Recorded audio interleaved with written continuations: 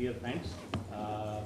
It's a very, privilege for us today. We have from the High Commission of Botswana, His Excellency Sri Gilbert Mpango, and the Trade Attaché and the Director of Investment of Business at Botswana, Mr. Dr. Dipango. He is also with us today.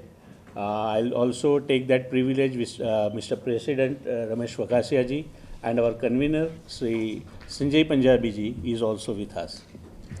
Friends, we at a chamber are regularly doing this kind of activity wherein we are calling the various countries' representatives in India to our chamber so that they interact with the industry-specific personality of our city.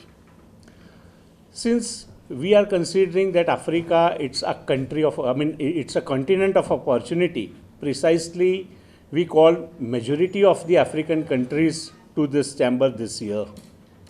Out of which, I think this is our fourth meeting, if I'm not wrong. We met twice or thrice in New Delhi to Dr. Dipango. We had a very good discussion, and we found that during the interactions, their interest to Surat, especially into 2-3 industries, it's a very phenomenon. He was continuously told us that we would like to come and interact with your industrialist businessmen, those who really would like to come and do the business in Botswana. So more time rather than that I am taking, I request first our Mr. President, Sri Ramesh Vagasia, to please open up the floor with your welcome speech. Sir. Thank you, Mr. President. Really, it's a great opportunity and a privilege to me to welcome our honorable guest of today at the bank of Holy River Tapi, and this hot morning before noon of Surat. Our honorable guest today, His Excellency Mr. Gilbert Shimade Mangole, High Commissioner of Botswana, High Commission situated at New Delhi. Sir, you are most welcome. Surat is very eager to have your presence to be fruitful and interactive with many of the segment and sectors of the business and industry. More than 12,000 members of our chamber are happy to welcome you, sir. Likewise, our honorable guest, and to whom we met earlierly also in New Delhi at various occasions, Director of International Business, the Botswana Investment and Trade Center, Mr. Dipo Pege. You are most welcome here, sir. It will create a more opportunity to both the side and explore the possibilities to have more and more business. I would like to welcome my coordinator of Mission 84, Mr. Sanjay Punjabi of the SGCCI, Jaman Bhai, our CEO, Mr. Paresh Bhatt, and all invited friends of the industry of gems and jewelry here. I would like to welcome all of you, my dear friends. Sir, it's really a very exciting year for the chamber when we entered in the 84th year of our establishment. We established in 1940, and we have a privilege to have a vision of Mission 84, and that is for to recommend and revive the spirit of international trade in the blood of the people of Suratis, Gujaratis, when it was there during the 15th to 17th century before, when international trade was there in huge quantum, when 84 countries' flags were hosting at the Surat port, and international trade was there because from the entire world, many people rushing to the Surat to have a business with India, especially in spices and clothes and various products and services at that time. So it was the time when international trade was there, when technology and communication system was not there. but today that is there in our hand, we have. So we have created an online international platform on which we have started onboarding 84,000 young, smart, talented entrepreneurs from India, and we have identified 84 countries abroad, including Botswana also. And to have an 84,000 talented entrepreneurs from 84 countries, and to connect both of 84,000 from India and 84,000 countries, we are aimed to get a maximum international trade. A figure of goal we have settled is 84,000 crores of rupees. That means $10 billion to have an international trade of India with 84 countries with a specific span of time, and therefore we have started connecting Indian embassies abroad in 84 countries and foreign embassies in India of 84 countries, so as you can guide us, Your Excellency can guide us and help us to make this possible, because you know what your country wants and what your country can export to us. So the bilateral can take place in better way, and to facilitate that we have created our team here, and SGCCI as entered in the 84th year of our establishment is very equipped with 1,19,000, that means 31 acres of the land here, premises. No chamber in India is there like that. And we have created a 1,16,000 square feet pillarless dome in which we used to organize every year 10 to 12, 15 exhibitions, expose in context of various products and services of textile, diamond, gems and jewellery, agri-tech products, etc., machineries and so on. So this way we have a very fertile land here also. We have a huge production of agro products here also. So both the way India and Botswana can correlate each other more and cooperate more and help each other to fill the vacuum what we have at their land or at our land. So on the basis of that, SGCC has taken this opportunity to explore the opportunities and to have insights from your side also, and something from our side, so as you can get what you want in terms of economic development in your country, and the same like here in India, when our Honorable Prime Minister Narendra Modi has an aim to make India an economic powerhouse by making India a 5 trillion economy by 2027. And as it was, I think in my humble opinion, it was the great initiation and the decision taken during G20, when African Union have been entered as the 21st member of G20. I think it will enrich and enhance the possibilities and strength of doing business with G20 countries. And African countries would have more access and more affiliation with G20 members, and especially with India, and thereby to strengthen both the countries not only in economic terms but in social and in cultural exchange, and in many ways we can strengthen our people. With these words, again I would like to welcome all of you, my dear sir, Your Excellency, and all my dear friends. Thank you very much. Thank you, Mr. President, for the warm words and in a very small but very effective speech about the communicating what the South Gujarat Chamber of Commerce is and what is our intention at large. Sir, it's our rituals whenever the guest comes to us and we needs to facilitate them, and so is I request. So first of all, I'm extremely sorry today. Some Gujarat Electricity Board laying work is going on, and that's the reason bit of this power fluctuation may arises in between. So please excuse us on that behalf. So I think let light to come. We would like to felicitate our today's guest, right?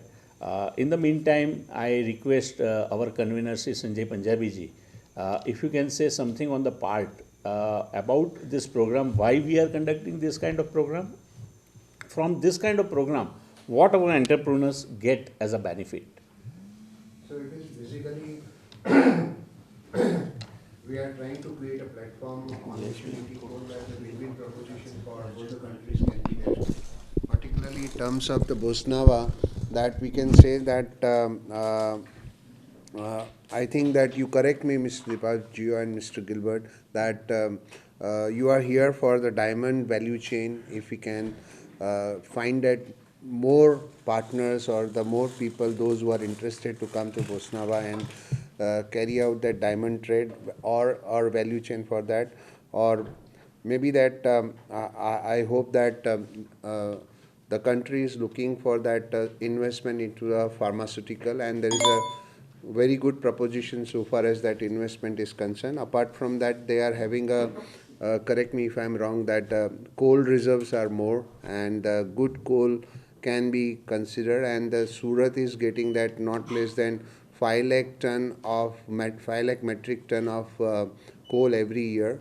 And we had also said that some meeting, if you are interested for that, and renewables, and of course that if you can consider for the information technology, the Surat is also a upcoming city so far as this part is concerned. I think with this note that we'll have a dialogue, so every one of us should keep this in mind, and I think we proceed with that formality of welcoming our guest with a flower and memento.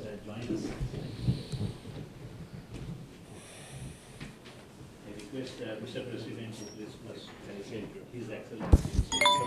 Manufactured of Surat, Wow. you are Bombay.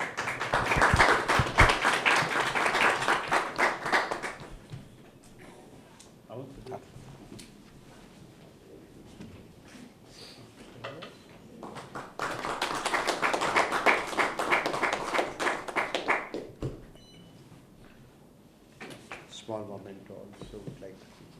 We don't use perishable flowers to welcome our guest. We use the cloth manufactured in Surat, so it is usable. Okay, excellent. Thank you very much. Thank you so much. Now I request Mr. President to please felicitate Dr. Jewellery. So please.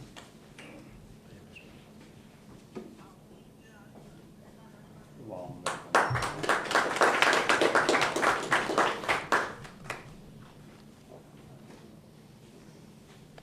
Yeah.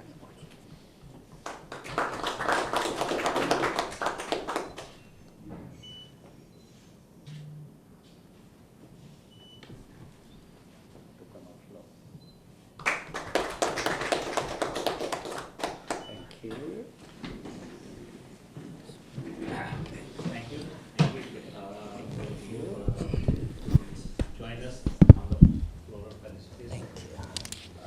You need to present, I think, about an opportunity, or it would Yes, be. I have a presentation here. How do I connect? Okay, it gets connected. Sumit? I think brief introduction of everyone. Huh. Yeah. By that time, Short step by yeah. step. By that time, we'll arrange your presentation. Name.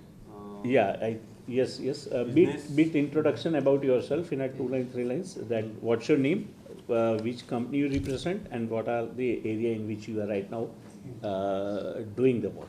Please. I'm Sony. I do business with Oj's Jewelers and connect with the Jewellery. jewelry. My name is Dkd. Yes. Milton Impacts, my company, diamond manufacturer, Okay. for truck purchase for policy. They are buying the Rubber buying and policy. and policy. My name is Dipajio.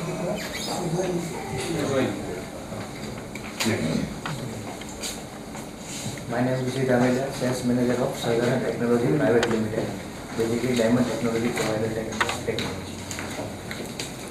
Myself, Nikush Malavya. I'm looking for the sales in the STPL, Southern Technology Private Limited.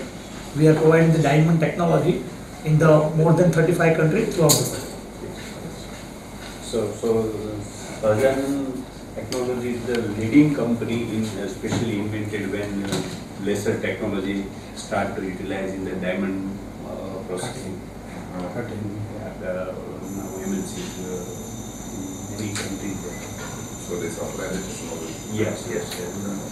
Allowed many machineries, instruments, so are used in processing the diamonds, including laser technology. Myself Jayesh Dave. I'm representing Trishakti Technologies Limited. We are into optical fiber network. We are providing telecommunication solutions. So providing internet services, then fiber to the home. We are providing data center solutions and IPTV. We are also providing surveillance systems also for smart city solutions and everything. Next. Pramukha Diamonds. We are diamond manufacturer, processing trader.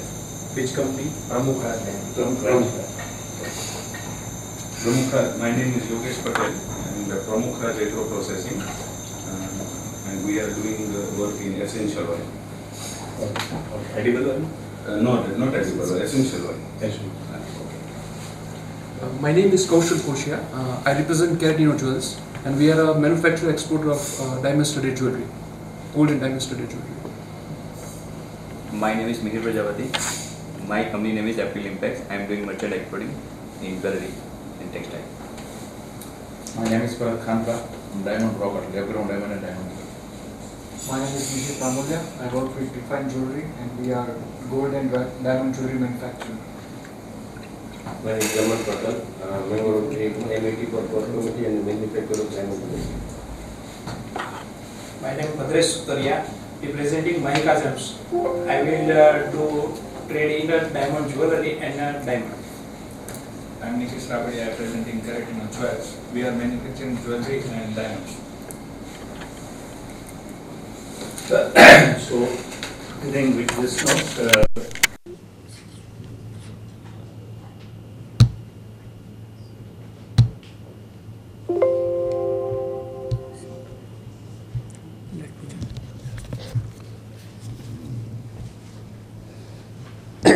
so till the time the presentation gets connected, we can interact, and I think sir, if you can open the floor by saying what exactly the opportunity which arises in Botswana, especially when we got a note from them, they would like to interact with the majority of the diamond people today. Tomorrow again they are having a meeting with the pharmaceuticals, few of the minings and few of the solar people even tomorrow. Day after tomorrow they will be visiting to a Surat Diamond Bush, and they will also meeting with the Surat Diamond Association as well. So this is generally, this is as of now the program which is fixed so far. After 2 days meeting and after lunch, he will be visiting few of the diamond factories today, that to nearly 3 to 4. So far we get a confirmation wherein they will going to go and meet. Apart from that, today's meeting, if something has missed out or if you would like to further communicate to them, you can route it to us. We'll definitely send your any inquiries, any queries, any information which you need from his High Commission Office of Botswana. We will be very, we are very gratitude to extend that things to them, and we will privilege extending to you as well. Right? Please note down my mail ID. It's m84@sgcci.in. I'll also share my card once this meeting gets over. Don't worry for that. And we remain here in chamber 24/7, so you can extend us anytime, any moment of time. Okay. Thank you very much, Mr. Bhatt. I am Julius Teko, as already mentioned, from Botswana High Commission in New Delhi. I came here accompanying His Excellency the High Commissioner to come and share with you about Botswana, to tell you about Botswana, because we have realized that a lot of our potential business partners or investors from India do not know about Botswana. Some still confuse Botswana with Bhutan. Botswana is a country in Southern Africa. It is bordered by South Africa on the southern part, and then on the west there is Namibia, and then on the northeastern part we have Zimbabwe, and on the north and northwestern part we have Zambia. So we are a land-linked country that is adequately linked with our neighboring countries and with access to the ports such as Walvis Bay in Namibia, where we have a dry port, and other ports in South Africa such as Cape Town, Durban, and Richards Bay, as well as Beira and Maputo ports in Mozambique. There is adequate rail and road infrastructure to connect to those ports, and some of these ports, or majority of them, the distance between Botswana and those ports is less than 2,000, some less than 1,000, some less than 600.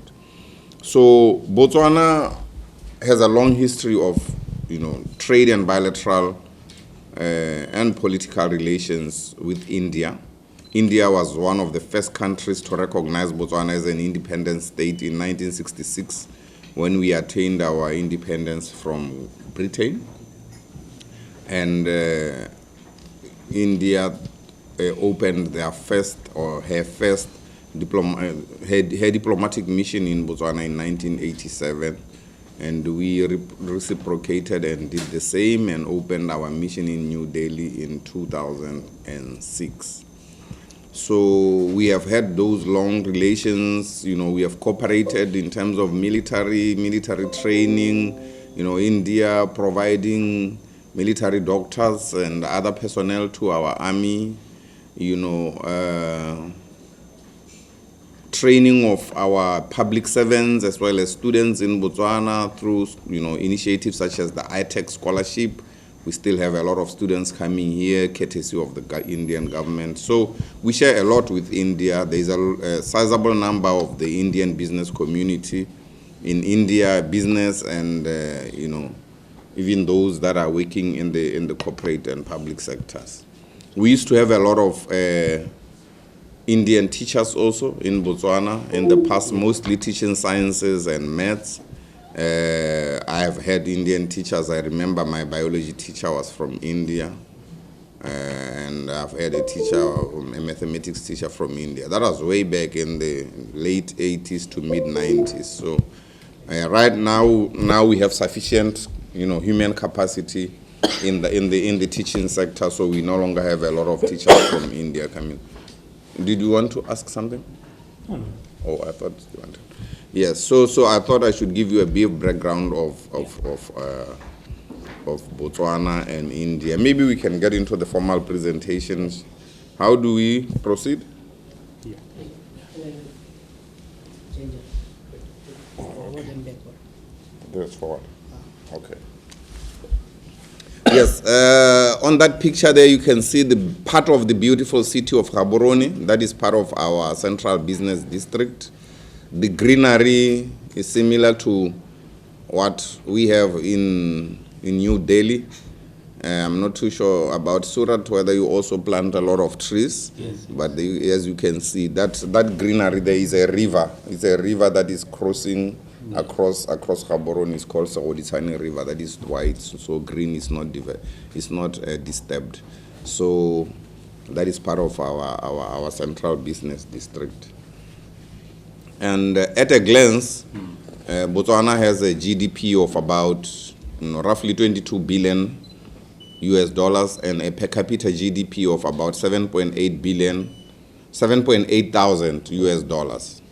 And our inflation is relatively low, averaging about 4%, lower than the forecast of 4.9% that was forecasted by our central Bank of Botswana. And our interest rates remain relatively low at 2.4%, which all those metrics show the stability of our economy.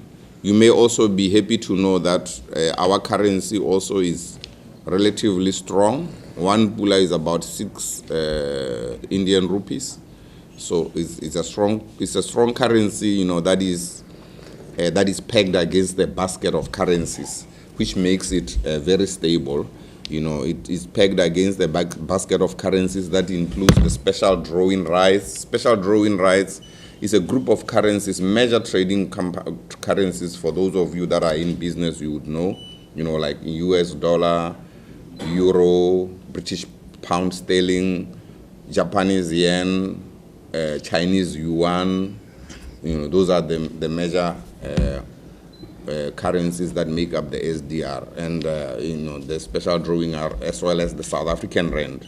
The South African rand, because South Africa is our major trading partner as Botswana, and before we had our own independent currency, we were part of the rand monetary area, you know, which currently includes countries such as South Africa, Namibia, Lesotho, and Eswatini. These 4 countries, they use the same currency.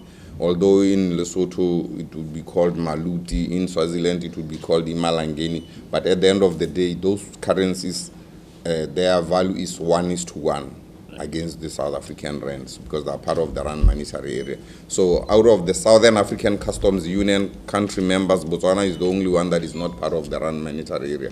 We have our own independent financial system.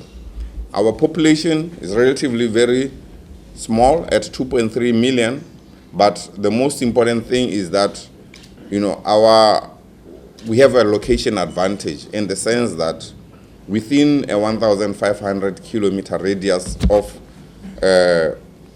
our country, you will see that you have access to about 100 million people. Yeah. And, you know, it's easy to connect with those 100 million people from Botswana. The advantage is that Botswana is very stable, both politically and economically. You are safe, and very safe. One of the safest countries in the world, not only in Africa. It's very safe in Botswana. I know that safety is one of those things that the Indian business community plays very highly.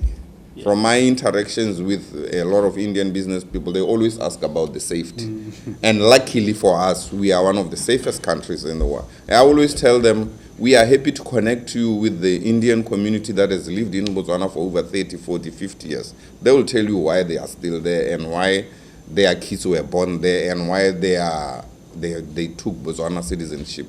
It's one of the safest countries in the world. So that is the advantage of setting your business in that yellow dot, targeting, you know, the rest of the population that I've mentioned, 100 million people within 1,500 kilometer radius, 65 million people within 1,000 kilometer radius, and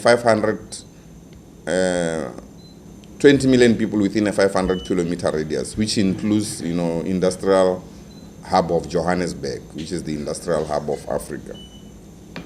So going back to that slide, I just wanted to show you that, you know, both our key imports and key exports, you know, are dominated by only one product, which is diamonds, which is not very good for our economy, because it means that our economy is susceptible to external shocks. So that is why we are here today, you know, to talk to you, to encourage you to consider setting up businesses in Botswana, manufacturing businesses in Botswana, so that we can diversify our economy away from just production of rough diamonds, but you know, through the exploitation of the diamond value chain, such as diamond cutting and polishing, as well as jewelry manufacturing. In terms of our investment climate, as I've already mentioned, Botswana is very stable both politically and economically, and we have had sustained periods of economic growth, very positive economic growth, you know, save for those times when the whole world was affected by, you know, global economic shocks, such as the financial crisis of around 2009 and the recent COVID-19 pandemic, which affected literally everyone in the whole world. But save for that, we've had, you know, ever since the discovery of our diamonds in 1967, we've had, you know, sustained periods of positive economic growth, despite, you know, threats of droughts that we occasionally experience due to our semi-arid nature. In terms of the economic growth, we we have done well. And this is due largely to prudent macroeconomic management by our government. Taking the proceeds from our diamonds, the proceeds from our clean diamonds, to develop our economy, to develop our people, to build schools, to build infrastructure, build roads, build health facilities for the people, and ensuring that education is free and health is free in Botswana. Our resources have been very much prudently managed. That has contributed to the stability of the economy and the stability of our currency over sustained periods of time. It's because of the prudent management of our resources, and always insisting on saving for that dry day, always having our extra resources saved in external savings, what we call reserves, in external reserves. So we have a strong balance sheet, sound legal system. We have respect for the rule of law. The judiciary in Botswana is an independent arm of government. When you have any issues and you need legal recourse, you can rest assured that you have an independent legal system. Even if you are litigating against government, you are not scared that you will be disadvantaged, because the judiciary is independent, it's not controlled by government. So, and then in terms of the political stability, we have elections every 5 years. The first elections we had in 1965. The next one is going to be October this year. We have a multi-party democracy. Every 5 years we vote in a new government. And then labor market stability, very important for business also. With an educated workforce, an 87.7% literacy rate. Our workforce is very stable. Our trade unions are not militant. They believe in sitting around the table and discussing things, talking things out. They don't believe in go-slows and always striking. They use strikes and go-slows as a last resort. But, like in recent years, we haven't had a major strike in Botswana. So this shows the stability of the labor market and the relationship between the labor and the employers in terms of both government and the corporate employers such as yourselves. In terms of credit rating, we have been having very high sovereign credit ratings, from both Moody's and Standard & Poor's. And in terms of corruption, we are some of the least corrupt countries in Africa. Yes, we have zero tolerance for corruption. Corruption is abhorred in Botswana. That is why we have set up an agency called Directorate of Corruption and Economic Crime. So, because corruption affects the economy, it can lead to mismanagement of resources. So that is why we deal with it decisively. In terms of investment incentives, Botswana has got one of the lowest tax rates in Africa. Our corporate rate is 22%, but for manufacturing, if you are going to go into diamond cutting and polishing on jewelry manufacturing, your tax rate will be 15%.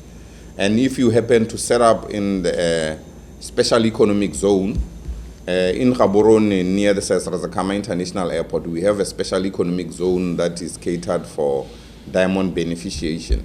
If you set up in that special economic zone, then you will be taxed 5% for the first 10 years and 10% thereafter.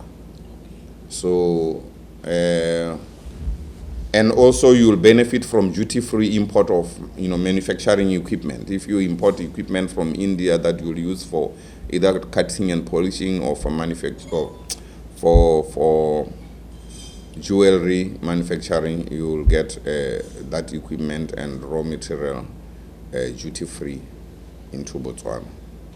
And then in terms of training costs, we also have that 200% tax rebate for training costs. If you train our local people, you know, local skills, it's meant to encourage local skills transfer.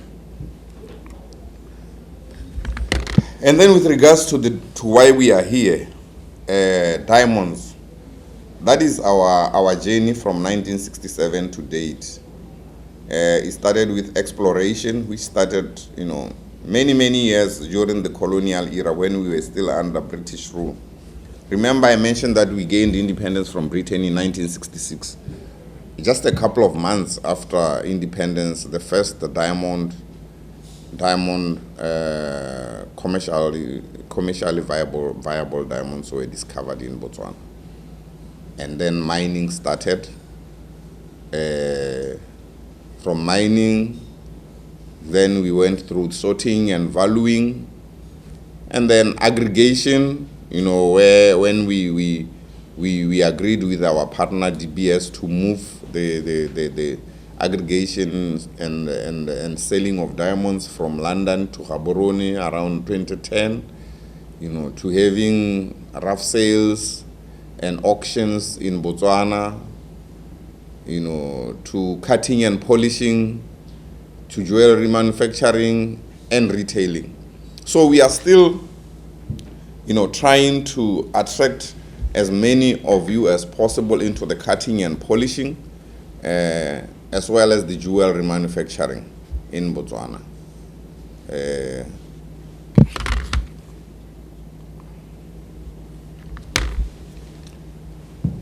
So as I've mentioned, the first diamondiferous kimberlite was discovered 30 kilometers southeast of Orapa. Orapa is the site of one of the current diamond mines in the central part of Botswana. It was discovered on the 1st of March 1967, just 6 months after we gained independence from Great Britain. What a coincidence. 6 months after gaining independence as one of the poorest countries in the whole world. We were one of the poorest. Right now we are a middle income country that is aspiring to be a first world country by 2036. We didn't have roads, we didn't have schools, we didn't have running water in 1966. 1967 we discovered those diamonds. 6 months, right, and everything changed. Okay.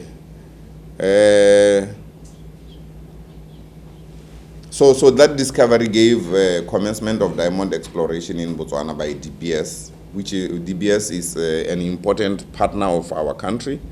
We come from way back. And to demonstrate that, Botswana is a shareholder, an important shareholder in DBS. We own 15% of DBS, and the rest is owned by its parent company, Anglo-American.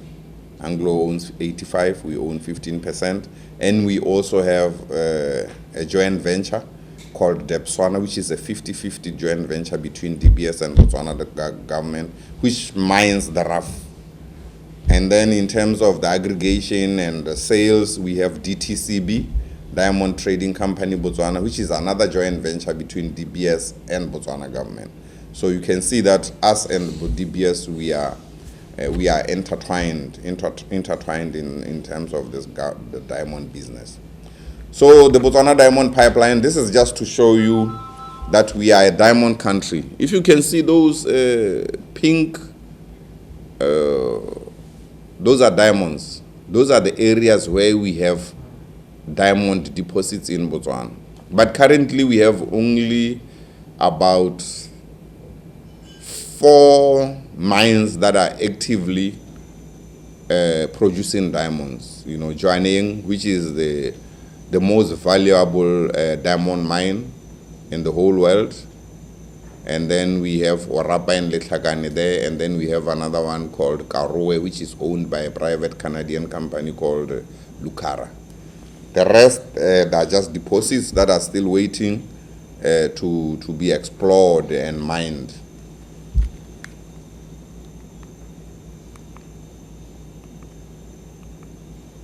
Oh, sorry.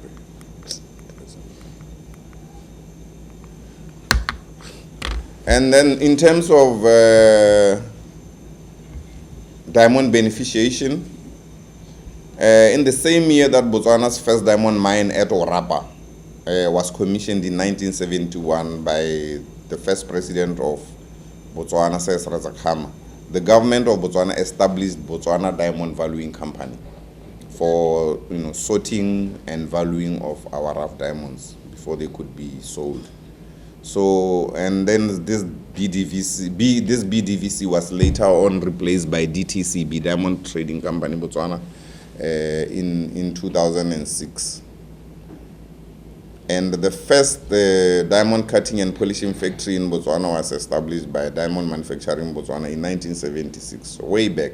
So we've really had a vision from way back of this diamond beneficiation thing. It's not a new thing. It's not a new trend. It's something that we have always planned, to develop. It's just that maybe it took a bit of time. I mentioned there that we have about 29 Botswana-based companies. In fact, there are about 46 diamond cutting and polishing companies. Those 29 are the ones that are currently members of Botswana Diamond Manufacturers Association. But we have about 46 companies. So they are just detailed, efforts of our government to develop the diamond industry, where the government in 2006 started by, developing a cluster called the Diamond Hub to try and coordinate efforts of diamond beneficiation, and then followed by construction of a new Botswana Corporate Center in 2007, and then formation of the Botswana Diamond Manufacturers Association in the same year, and then construction of the Diamond Technology Park in 2008. The Diamond Technology Park is where most of the companies from Surat that have set up in Botswana have got their factories in Gaborone. So around the Diamond Technology Park, we have the the Botswana Corporate Center, we have the DTCB, Diamond Trading Company Botswana, we have the ODC, Okavango Diamond Company, which is a Botswana government-owned diamond sales company. We have other technology providers to the diamond industry within that Diamond Technology Park. And Botswana Investment and Trade Center, the government investment and trade promotion arm, has got a couple of factory shells around that area, which we have leased to some of the companies from India that have set up there. Okay.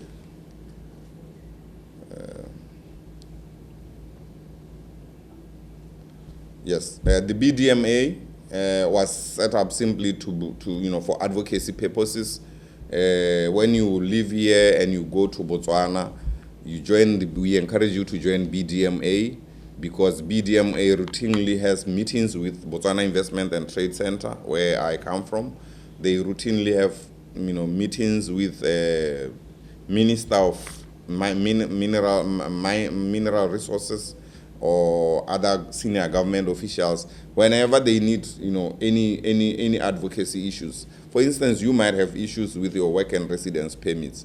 You can directly talk to the Diamond Hub or BITC, or you talk to your BDMA, and you might feel more comfortable first discussing your issues with BDMA because it's led by Indian nationals, so you are able to speak with them in Gujarati, and before you come to us, you see, yes. So it's a non-government organization? Yes, it's a non-governmental organization, but it's a very important stakeholder. We routinely have meetings with them whenever they have any issues with any of their members, or they want, to advocate for maybe increase in the allocation of RAF for their members, issues of tax, whatever, work and residence permits, whatever, that they will instantly call us for a meeting, or call the Diamond Hub, or talk to the minister on your behalf, because as you are close to 50, you can't all have one-on-one meetings with the minister, but it is easy for Mr. Gothi to go and talk on your behalf, you see. It may be the apex body between government and industry. Yes. I mean, The BDMA. it might have a voice to the government. Yes, yes. Although at the apex we have Business Botswana, they affiliate with Business Botswana and BEMA, Botswana Export and Manufacturers Association, but they, within the diamond industry itself, that's the body to go to.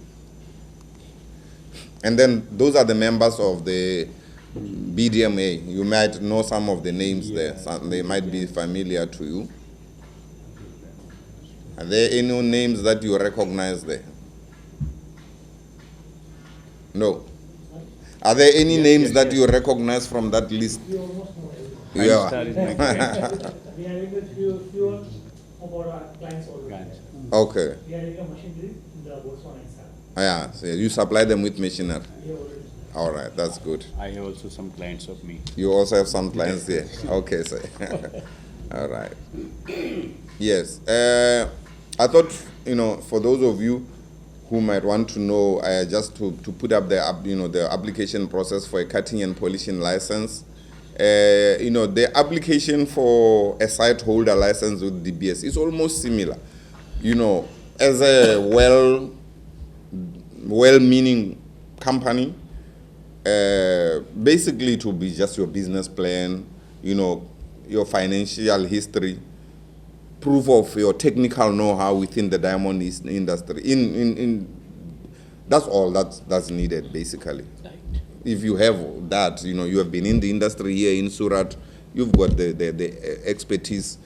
The chamber here can also attest to that, that this is our member, they've been doing this and this and this. You have got the papers to prove it, your financial statements, your company registration. That's all that is needed, basically.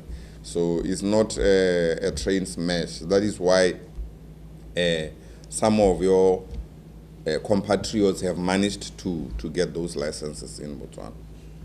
And then, normally it takes about 30 days to get the license.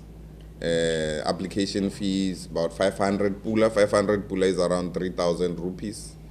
And then every year you renew with about 3,000 rupees. And then you can get more information from the Diamond Hub. Their address is there. Their email address is also there. If you need to, and their telephone line is also there. You can call them from here to get more information. You can take photos if you like of that slide in case you would want to contact the Diamond. It might be available on your website also. On the Botswana government website. But I'll share the presentation with you so that you can share with them. You share this presentation to us, we'll keep it with us. Yeah. Whosoever require any information, we'll definitely pass on to them Yeah. all the things. Yes.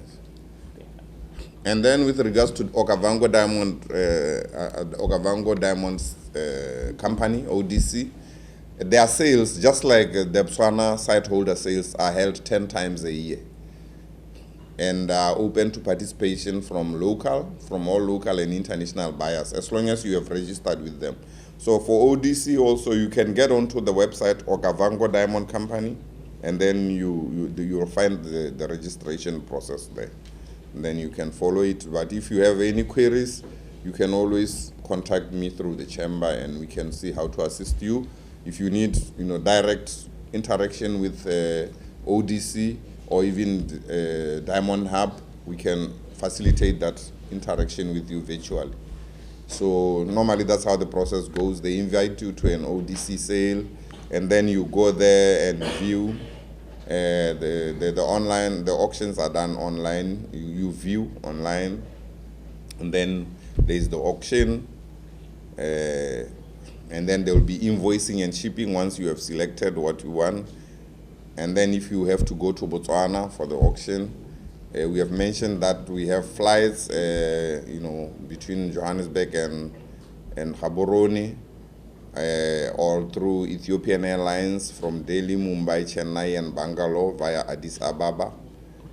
From here to Addis is about 5 hours, and then from Addis to Gaborone is another 5 hours. So yeah, ODC together with the Diamond Hub, they will work with you. They can facilitate your visa, you can also contact us once you have registered with ODC and Diamond, and they have invited you, or the Diamond Hub has invited you. We can see how to facilitate you so that you get there. They will pick you and drop you off at the airport once you come for their auctions. And then, lastly, I thought I should share with you that as Botswana, we have a one-stop service center, which helps, foreign investors with their company registrations, trade and business license applications, applications for industrial licenses, anything that you really need to set up in a foreign country. The Botswana One-Stop Service Center will help you with, including aftercare. Aftercare includes coming to your factory to see what issues you might have, and interacting with BDMA also on your behalf as your advocacy representative. So that's the end of the presentation. Thank you very much. Yes. I think the way you take us through Botswana, it's really very interesting. Yeah. Parallelly, before we take it for an open forum for any question answer, Sir Excellency, if you would like to add on something, or if you would like to give any kind of address, notes, it would be privilege. Thank you. No, I think basically, let me not spoil the presentation. I might maybe come in at the discussion point, questions, etc., etc. But for now, I think it was a relatively clear, straightforward presentation.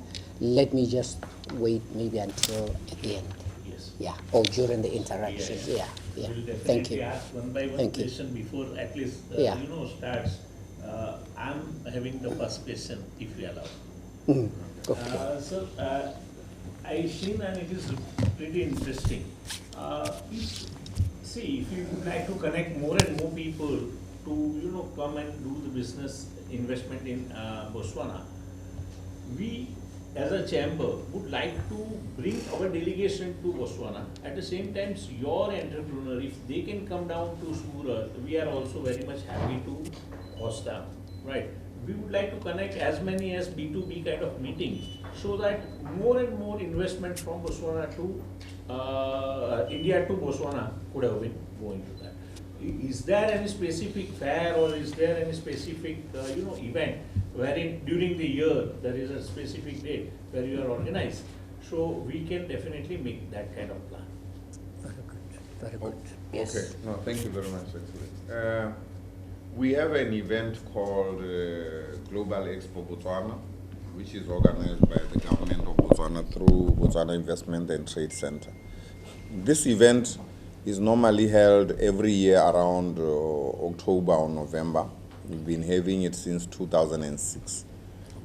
Unfortunately, this year, remember we discussed this last time in Delhi, and I kept on saying, I'll come back to you, because I was not really very sure when we are going to host it this year, because this year it kind of clashes with our general elections. Right. And it looks like the organizers of the fair have decided to postpone it to next year due to, shortage of resources, as some of the resources might be involved in the elections. So I can safely say we can start planning for next year if it's in terms of participating in the Global Expo. We can start planning now for next year. Otherwise, we can just facilitate an investment promotion mission or trade promotion mission to Botswana. A trade promotion mission to Botswana, where we will involve the likes of Business Botswana, which is the apex private business chamber, Business Botswana, Botswana Exporters and Manufacturers Association, the likes of Botswana BDMA, and all the other sectoral associations, because SGCCI has got different members from various associations. So we could plan a trade promotion mission to Botswana, even without necessarily participating in the expo. So what would happen if we do that this year is that we will working with the likes of Business Botswana and BEMA and BITC and others, we will then facilitate B2B meetings, one-on-one. We will have a whole program whereby on a daily basis, each one will have allocated meetings based on your interests, based on what you do. We will then have meetings with potential business partners, those that you probably want to do business with. And then we will also have maybe interactions with government officials in terms of where you want clarifications or to be, to be informed about certain policies and so on. And then, industry support associations. And then we can also facilitate off-site visits to, sites of interest. For instance, maybe if it's the diamond mines, one of them, maybe, the DTCB center, the ODC, where all these diamonds, some of the cutting and polishing companies that are already set up in Botswana.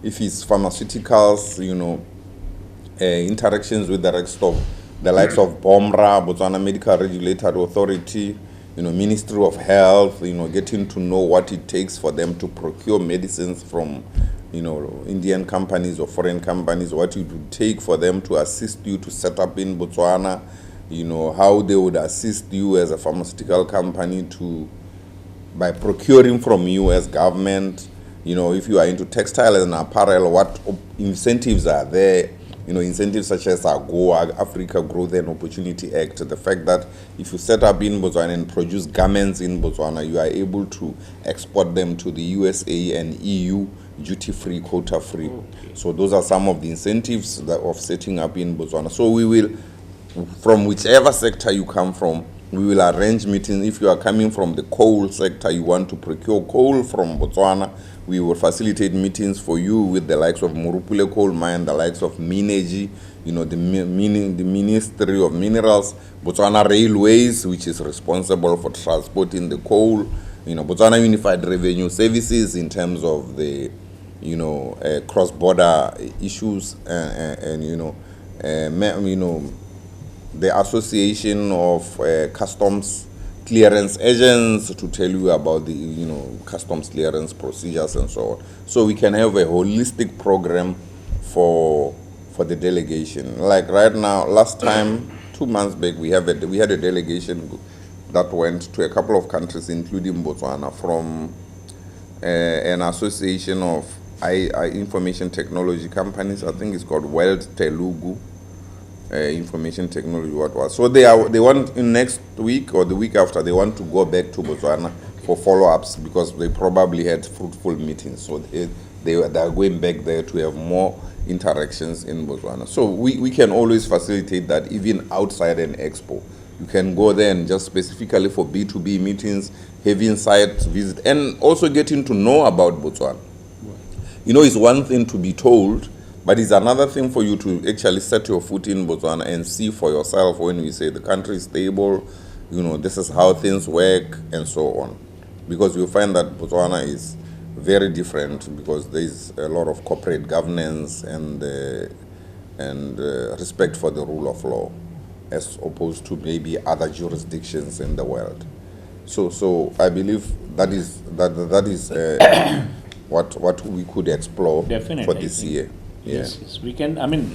Apart from that, see, parallelly, generally in the month of August, we at the South Gujarat Chamber of Commerce doing the program of Sparkle, right? That exhibition is purely for the gems, jewellery, diamonds, and all that stuff. During that period, even if any delegation from Botswana would have been come, so I think that at that time also we can arrange that kind of B2B meetings. Yes. Expo by the name of Sparkle. Sparkle. Generally we organize that generally we organize in the month of August. Okay. Right.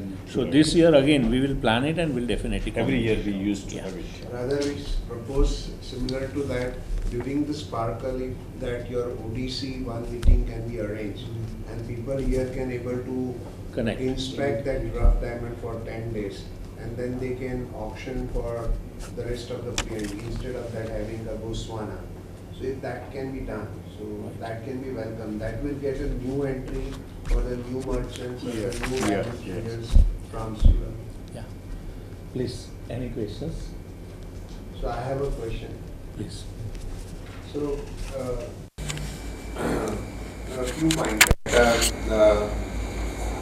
Can you guide us about, we discussed about coal also. So, if that the landing price of the coal is better than the Indonesia coal over here in Surat, if that is possible, then can we open up a dialogue for coal also during your visit over here? Yes, we did discuss about coal last time you were in Delhi, and I contacted the marketing and sales coordinator at one of them coal mines, Murupule coal mine. I gave her your terms that you would want them to give you a price from the mine up to here in Surat, because their price was, X-Works the mine, which means you had to organize your own transport from Murupule, from Palape up to here. So I sent an email to her and said that, look, here we have got potential buyers, potentially big buyers for your coal. You've been struggling with getting buyers for the coal. Please make an exception for them. Try to talk to Botswana Railways and whoever is responsible for transportation of coal and see how you could amend the code for the final price to include transportation from Botswana to the port and from the port to Surat. Price approximately high calorific value of 5,000 is Yeah. available over here. I mean, landed price from Indonesia is almost $69 per ton. No, I did share, I believe I shared the specifications for the Murupule coal mine with you. The calorific value for that coal is between 5,500 and 6,000. So it competes, it fares fairly well with the Indonesian, if not better. Even price-wise, they were saying around 500 per ton, which is roughly around 3,000 rupees per ton. But then the price was just, X-Works the mine. So I did talk to them to say, look, you have potential buyers, but you have to come up with better terms, like facilitate transportation of the product right from your mine up to Surat in India. And they said, we'll come back to you. So now that you have reminded me, immediately after this meeting, I'm going to call the lady and say, look, now I'm here with the people, with the potential buyers. They are waiting for your response. Yeah. Yes. Because after visiting to you at Delhi, we have even tried out with the rate comparison with the Indonesia as well. Parallelly, the calorie calculators which you also sent it to us, we also encompass with the Indonesian coal. There are certain, buyers from Surat. They are very much keen to take yours, but yet the confirmation, because see, in your case, the transportation from Botswana to the preferable port, that is Mozambique. Not Nigeria, not South. Nigeria is too far. But see, if we received it, is that a landed cost at Surat? It would be better. The price is almost that 5,000 calorific value is almost 5,000 rupee. That is a $60. Of course, it comes to that. So for Indonesian coal. For Indonesian coal. So we can have a meeting if you can connect to us or online meeting. We said that's a quickly, that's fine. Okay. Second, we wanted to know about are you exporting morula to India, or that what is the current status or some statistics about morula? That's fruit. Morula the fruit. Yeah. Okay. I'm not too sure if we are. I don't think we are importing. We are exporting morula to India. So that could be a an area to explore because most of the morula oil from Botswana has been exported to the USA. So if there is a scope for it here in India, we would be happy to facilitate with the suppliers in Botswana. Yeah. And I think additionally on the coal front, we could take it at a higher level. Now being us, the embassy, communicating with the relevant authorities in the government circles, to say that there is keen interest for coal to go to India. So can the relevant department in the government circles facilitate or interact with the Morupule Coal Company there, because it's not an independent company per se. Government has a very high stake in that. So we could be in a position to help. But what is important is for us to get something, probably an expression of interest, that's the right one, from the body here, so that at that higher level, at least it will help us to push it. Because we are keen on selling that coal to India. Yeah, so some of this logistics can be worked out. Yeah. And actually, I'm Jayesh Dave, and we are interested in telecommunication services. So we are in India. We are providing infrastructure to government-owned company. There's a BSNL in around 7 cities. So optical network is there with the voice and internet. Also, we can provide the smart city solutions. So who are your current customers? BSNL is there, is a government-owned company. BSNL, Bharat Sanchar Nigam Limited, is a government-owned telecom company. And we are also internet service provider. We have our licenses. So we are doing this. Okay, yeah. On the telecommunications side, if you are interested in exploring opportunities within that sector, I think one of the things that we could do is to connect you with our communications regulatory authority. It's called BOCRA, Botswana Communications Regulatory Authority. They will give you all the relevant details if you want to set up a telecommunications company in Botswana, an ISP or value-added services provider, or a supplier to other telcos. BOCRA, you can also check their website. If you just say BOCRA Botswana, you'll find their website. But we could also engage after the session to share more information on BOCRA and the requirements for application. But they are all there on the BOCRA website. The license applications, what they need, you can just apply from here. But you can do it through our office at Botswana High Commission. We are happy to assist you if you are keen to set up in Botswana. Yes. We can also consulting for a data center. Oh, okay. Okay. We can establish on a last station. Yes. Yes. No, BOCRA would be would be happy to assist you to establish such. So we can initiate that conversation with BOCRA. Yes. I think after communication with BOCRA, you can place your proposal to her. Yes. Yes. Nikunj Malavya, we are basically providing the technology for the diamond manufacturing from rough to polish. The main concern was about the security and safety. I have been twice in the Gaborone itself, but we didn't find any concern over there since during the last 2 visits. It's a friendly.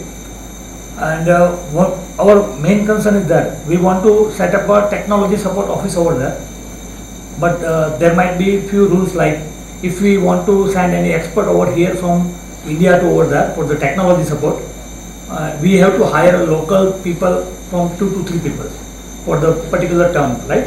For the 11 months or 12 months.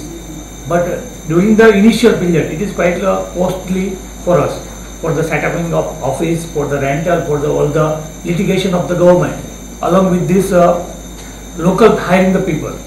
So is there any facility or any particular program under which we enroll for the office and we get the relief for the particular time zone for the 12 months or 24 months? So during that we can set up our office without the hiring the local people. Is there any program? So your concern is that government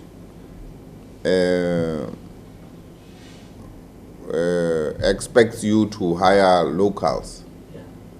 Yeah. What is the concern? Sorry? Why are you worried about hiring locals? Are they probably not skilled enough, or maybe you think it will be costly for you? The way I hear him, let me see if I understand. The way I hear him is, there is no problem in the long term employing locals.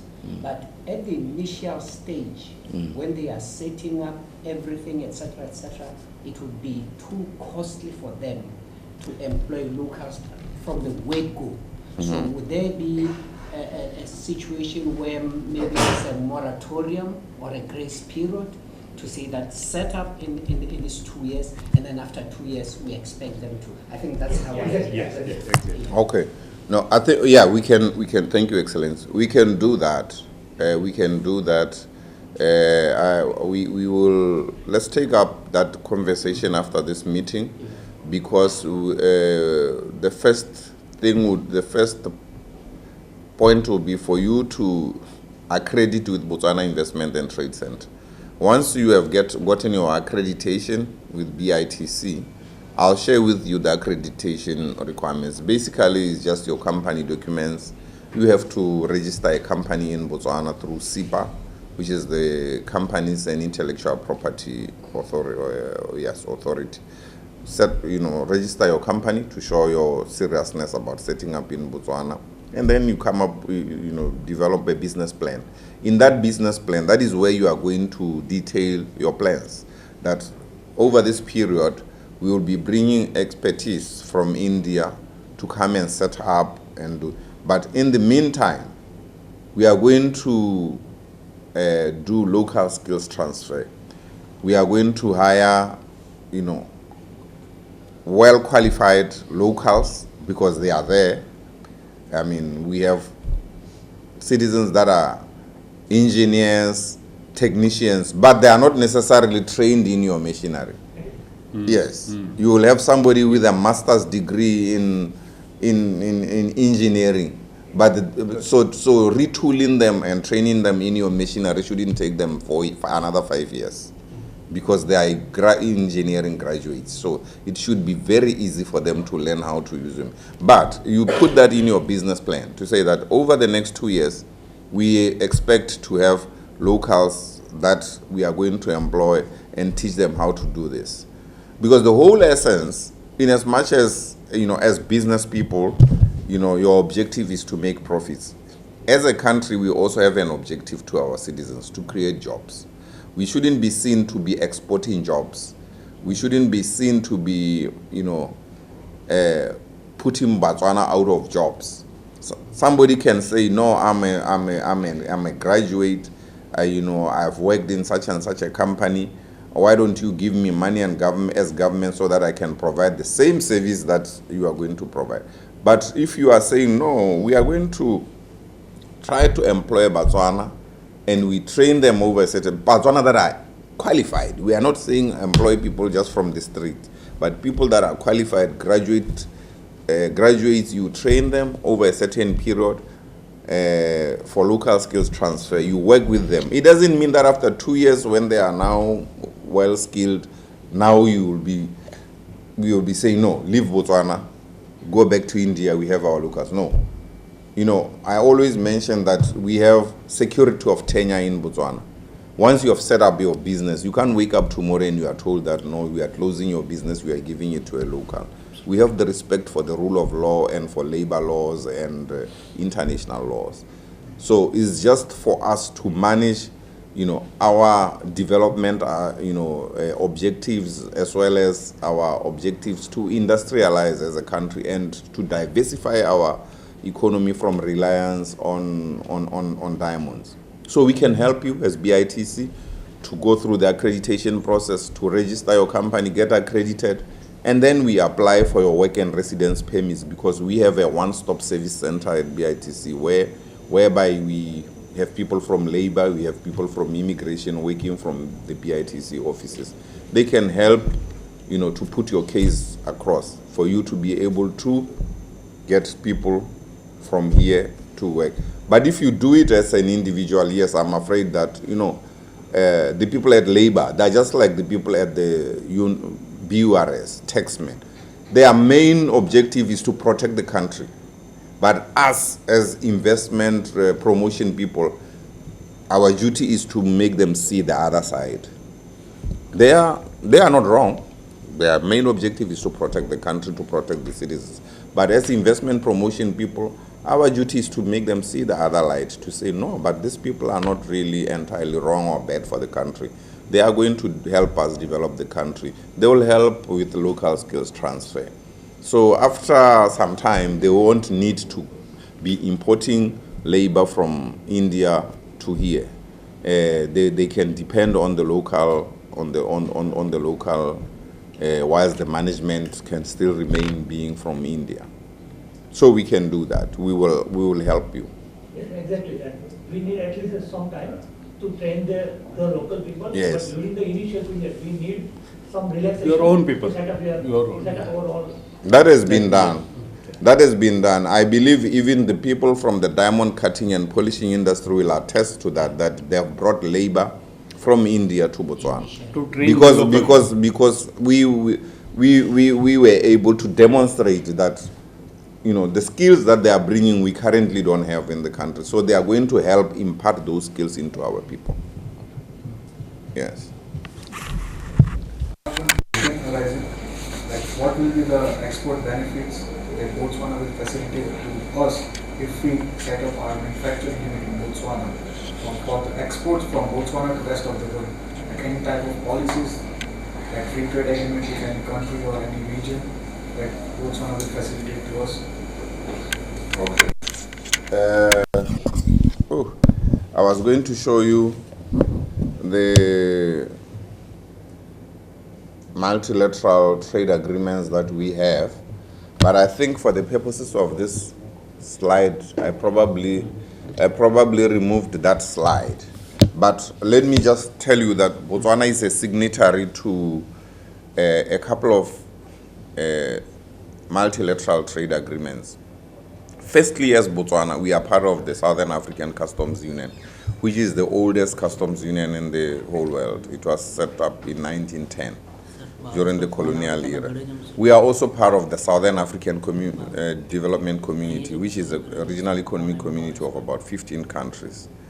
Internationally, we have an agreement with European Free Trade Area, which consists of countries like Liechtenstein, Norway, Switzerland, and Iceland.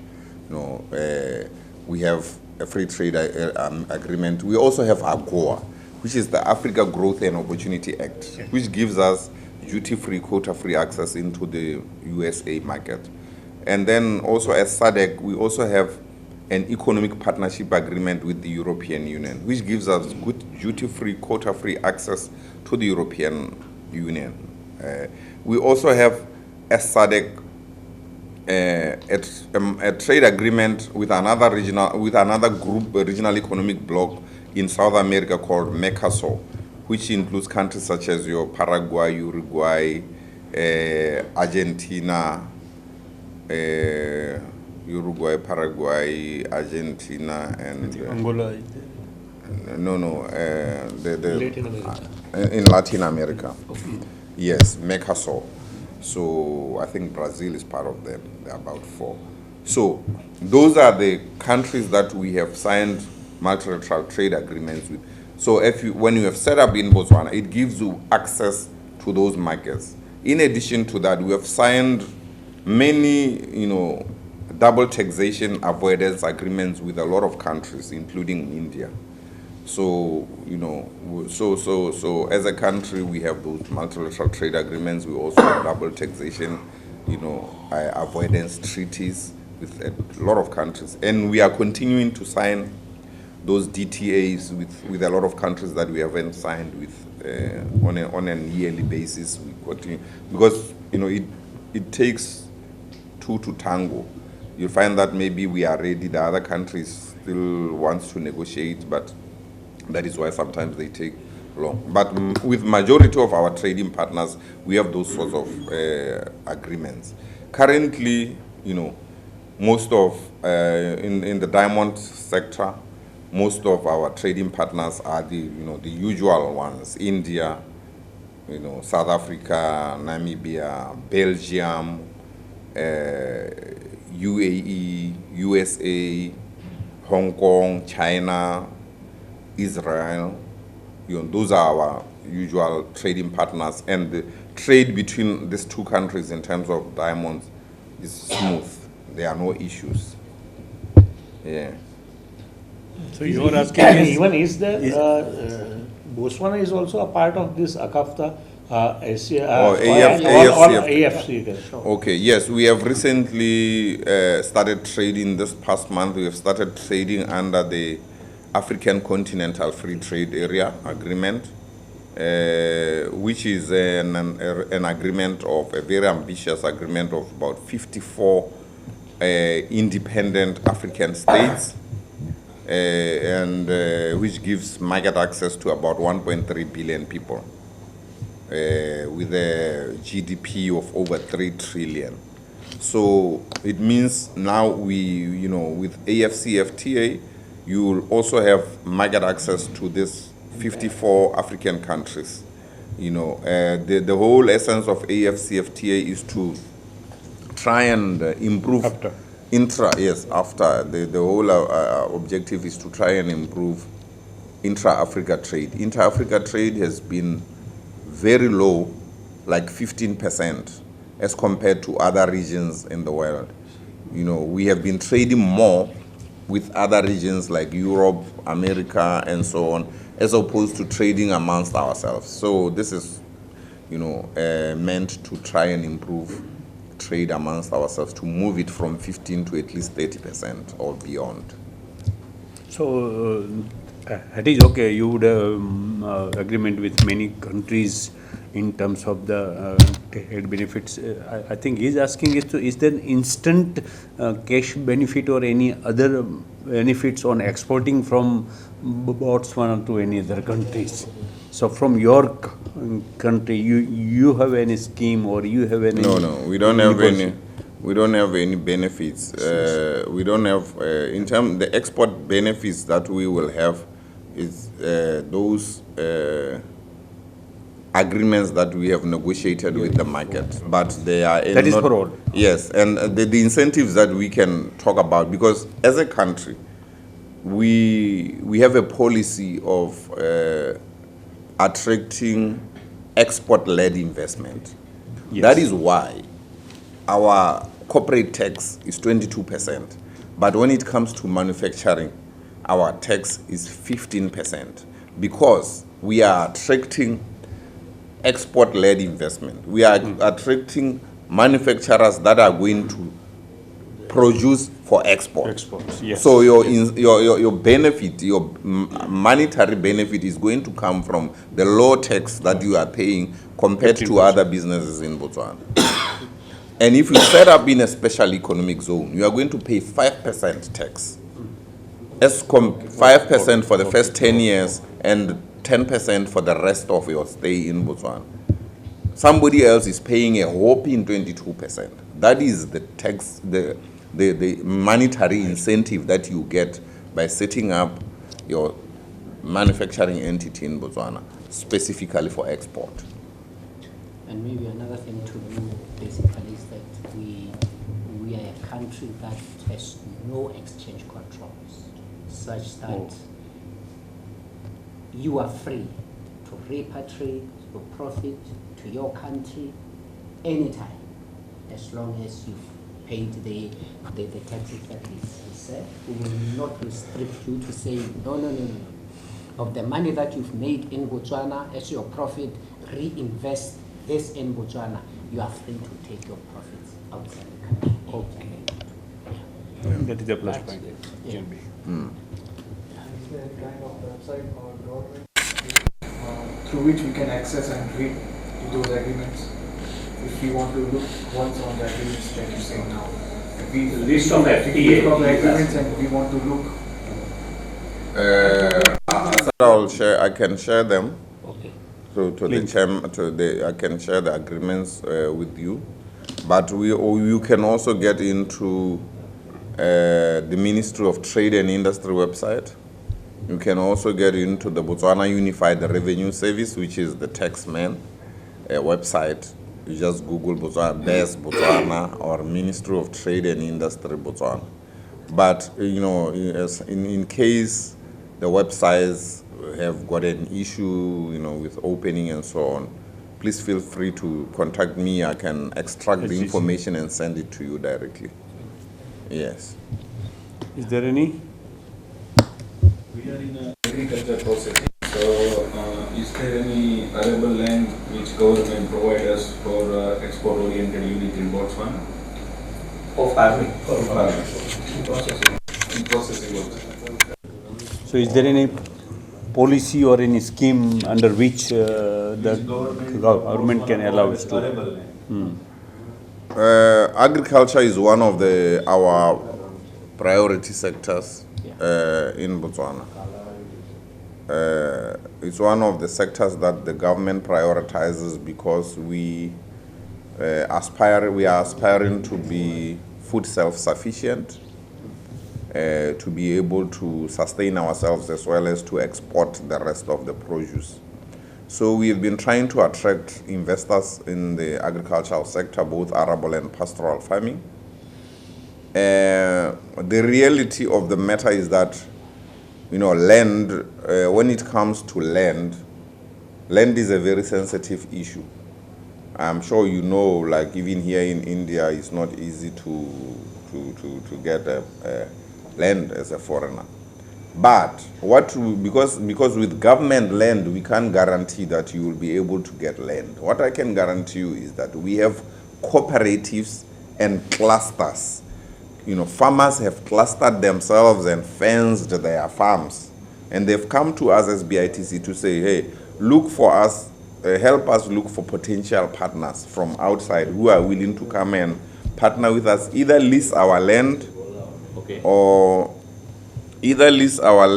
or to have a joint venture with us to come and plant in our clusters or cooperative land.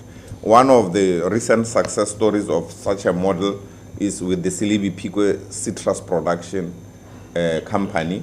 It's a company that is originally from South Africa. It has partnered with local investors and they have a long-term lease from a cooperative society called Madinari Cooperative, Community Cooperative Society, where they have planted about 1 million citrus trees for both local and mostly export. But the remainder will be used for processing. So we can, look at a similar model for you. If you are interested, we can facilitate you. Firstly, we will have to go get you through the accreditation that I mentioned. And then once we have gone through the accreditation, then we will help you to, partner, get into a joint venture, or if the clusters or the cooperatives are looking to lease the land to you, if they don't want to get into active production, then they can do that. The land is there for either leasing or joint venture with the private farmers. Yes. And additionally, we have the Pandamatenga area. It's a very fertile land in the northern part of Botswana, where government has set it aside deliberately for agricultural produce, farming, etc., etc., and at the same time set it as a special economic zone for agro-processing. So you can lease land from there, and all the incentive packages are there for setting up and in the whole agricultural chain value. So we have great potential in there, because as he rightly mentioned, as a government, we want to be self-sufficient in food production. Currently, we are dependent on imports to a very large extent. Take, for instance, dairy products. We only produce about 10 to 15%. 80%, 85%, we import our cheese, we import our yogurt, we import our milk, we import our everything. So the whole idea is that we should be self-sufficient in that regard. So there's great potential in the agricultural sector. So you'll be most welcome. I would like to add and would like to place in your mind also, you might be in trying to make it possible also, but as we have a success story of a wide revolution in terms of milk production here in Surat, you may know Amul. So if you would like to go there, it should be in Botswana. We can connect our National Dairy Development Board. We had an experiments and already established within Sri Lanka and Kenya. The same projects as like in India, we have started incorporating in 2 countries, and before few days we had a meeting with Peru government. And I would like to also have to, in this way, you can reduce the import and have a production there in on the pattern of India. You can. Actually, it's good that you brought that up. One of my dreams as the High Commissioner here is in the cooperation between Botswana and India in terms of the dairy production, for instance. I know the model that is being used in India, to a point where 80% or 70% of the milk used in India comes from small farmers who own 2, 3. Animal husbandry. That very same model would be perfect for Botswana, because in Botswana we also have the same setup where a lot of our small farmers own 5 cattle, 20 cattle, 15 cattle. That model will work very well in Botswana. We are currently, my major interest currently is to see how that can be really taken to Botswana. So I also would like to add on 2 points. Number one, that what this gentleman has raised, at the same time what Mr. President has said. So whenever there is an agriculture, since your arable land is very big, parallelly population is very less. Yeah. Right. So if someone would like to come and do the farming in your country, they always need for 2-3 things, especially one, that is a water facility, that is irrigation, number one. So if irrigation is quite okay, I think members from our side, they are definitely very interested to come and do the farming at your country.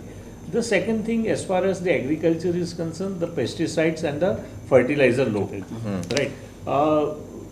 Sometimes it happens, because of you don't want to make your soil very degradable. You don't want, you neither allowed people to use the fertilizer or pesticides.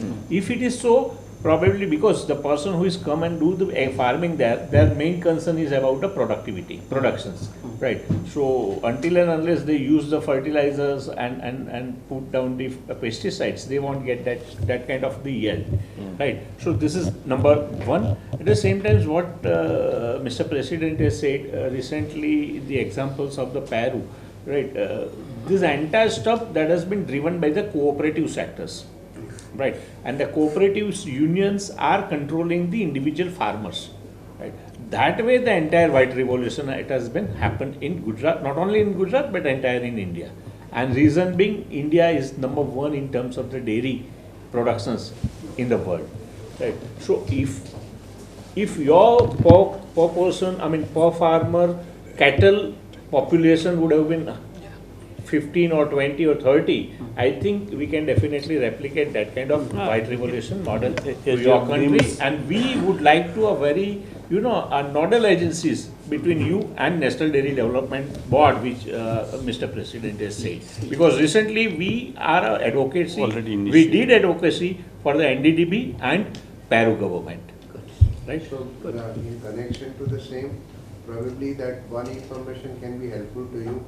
Our chamber and Mission 84 is instrumental to combine that NDDB with the Indian government, and also with the Kenya. We are providing them a helping hand for the livestock management, animal husbandry and dairy production. Yes. Wow. So Kenya, that agreement is also there. Kenya is a part of Africa. Already executed. Yeah. Yes. Yes. So it's similar to the Kenya. We can take it up with Botswana. Yeah. I think we can come to a point where we have an MOU That between will Botswana and India on on this platform. Yeah, Yes. this particular one. Yeah, okay, definitely. Sure. Any more questions? So, Yes. Hopefully everyone's question that.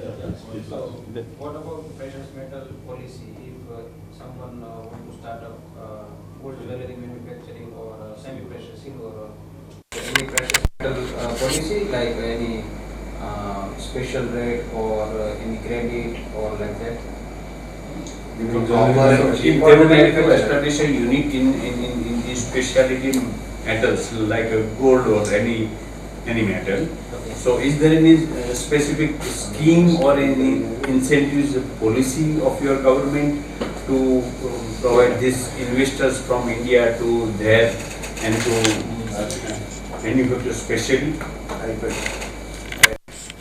In terms of precious metals, we have very little current production of gold.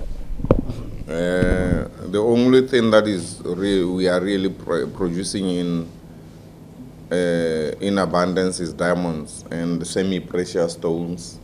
But in terms of precious metals, gold is, the current mine that we have in the Francistown area called Mopani Gold Mine is currently having very little production. They are trying to look for an investor to resuscitate the mine. Apparently the deposits, they still have huge deposits of gold there, but production currently is very little. Hopefully in future when they have found an investor and turned around the mine, maybe we could have access to gold. But currently the only thing that we can guarantee is diamond and then semi-precious stones. Yeah, in terms of precious metals, really we don't have much. Yes. So thank you very much, all of you. So before we conclude, Maybe just to,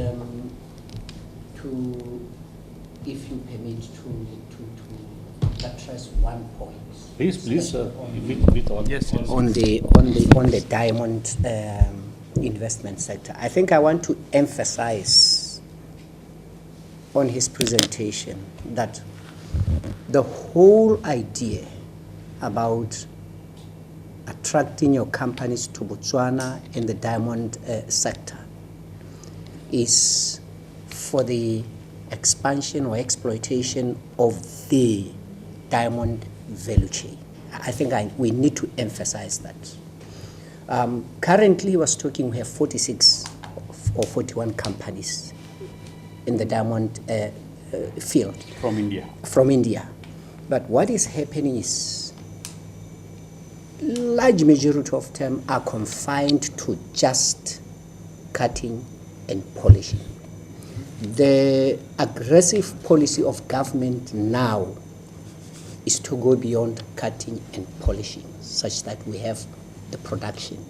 So one of the major concerns of some companies is, okay, to go and set up that whole chain machinery of polishing, cutting, and producing the final product is very expensive. I need to have assurance of supply. Currently, we are only buying through auctions in Botswana, and auctions are not a guarantee that I can go and invest billions and billions in there. So you will recall that he talked about ODC, Okavango Diamond Company. That is government owned. We have agreed with the BS, we've been getting 25% of the whole production as Botswana government. We have had an agreement with the BS that we will get to a point over time, I think in a period of 10 years, Ratsego, Yes, sir. where we would have reached 50% of the production going to government company and 50% remaining with BS. What we are currently working on as the government, we are working on drafting models of contract where if a company comes to Botswana, we can assure them that additional to the auction buying that you'll be undergoing through, come to Botswana, we assure you, we will sign a contract where we will assure you of a given supply of diamonds every month or every year, depending on how we agree. So the whole idea basically, when you go, some of you are interested in going to Botswana, make your proposal in such a way that you are different from the companies that are already in Botswana. You come with a view to establish cutting and policing, but eventually going into the whole value chain. That's our whole value chain. Exactly, full value chain. Yeah. So we can have a conversation on that for you to let us know your challenges, your fears, and we will see how as a government we can address those challenges and fears. But that's our whole aim. Yeah, thank you. So with this note, I would request our committee members, Chairman Bhai, I mean, if you can extend a word of thanks. So we are thankful to His Excellency Mr. Gilbert and also Dipapi Gio, and we are also thankful to all of you that those who have spared your time and come over here. We'll continue our dialogues with Botswana government, and if you are interested, you can stay back. You have a one-to-one interaction with them, and if you're interested, you can just jot down your name to Paresh Bhai if you want to invite them at your diamond factory or your setup. So if they have time and if we can get a schedule, we can do that for you. And with this note that we thank one and all over here. Thank you. Thank you. Thank you very much. Thank you very much.